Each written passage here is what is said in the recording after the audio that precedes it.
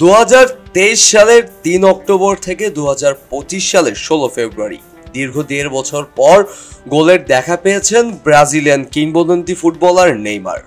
কোটি মানুষের আস্থার ভালোবাসায় 11 বারের মতো দেশের 1 নম্বর রেফ্রিজারেটর ব্র্যান্ড ওয়ালটন। গতকাল 16 ফেব্রুয়ারি সান্তোসের হয়ে গোল করেছেন তিনি এগুয়ারেস সান্তার বিপক্ষে। নেইমারের গোলটি এসেছে পেনাল্টির মাধ্যমে এবং এটি তার ক্লাব ক্যারিয়ারের 361তম গোল।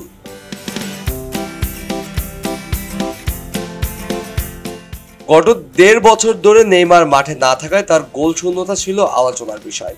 চোটের কারণে দীর্ঘ সময় মাঠে না থাকার পর সৌদি আরবের ক্লাব আল হিলাল তাকে বিদায় জানিয়ে দেয় এবং শীতকালীন দল বদলে তিনি ফিরে আসেন তার শৈশবের ক্লাব সান্তোসে ফিরে এসে তার প্রথম জয়, যেখানে দলটি 3-1 গোলে জয়লাভ করে।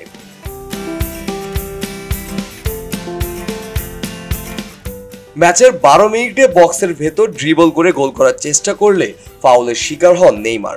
এরপর নিজেই প্ল্যানটি থেকে গোল করেন, সান্তোসকে এগিয়ে নিয়ে যান।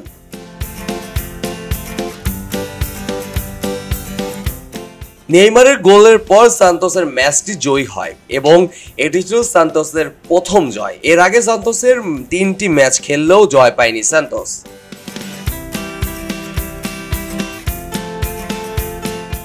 নেইমারের ম্যাচের পর সামাজিক যোগাযোগ মাধ্যমে ইনস্টাগ্রামে পোস্ট করে দলকে অভিনন্দন জানিয়েছেন। তিনি লিখেছেন, একটি গুরুত্বপূর্ণ জয়, দলকে অভিনন্দন, এগিয়ে চলো সান্তোস।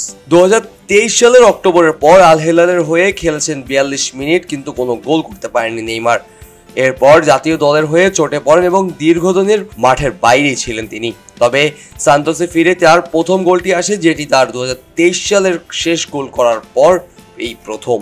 সান্তোসের প্রথম দফায় 2009 থেকে 2013 সাল তিনি 225টি ম্যাচে 138টি গোল করেছিলেন। এখন 2025 সালের ফেব্রুয়ারিতে সান্তোসের হয়ে ফিরে গোলে দেখা পেলেন এই তারকা। কাজী মোহাম্মদ আরাফাত, কে স্পোর্টস, খবরের কাগজ।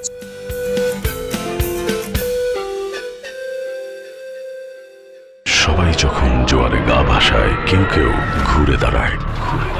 সময় হারতে শেখালেও কেউ কেউ চ্যালেঞ্জ ছুড়ে দেয়।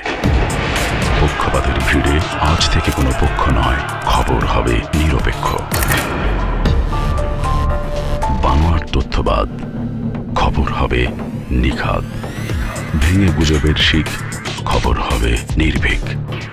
খবরের কাগজ, নিখাদ, নির্ভীক, নিরপেক্ষ।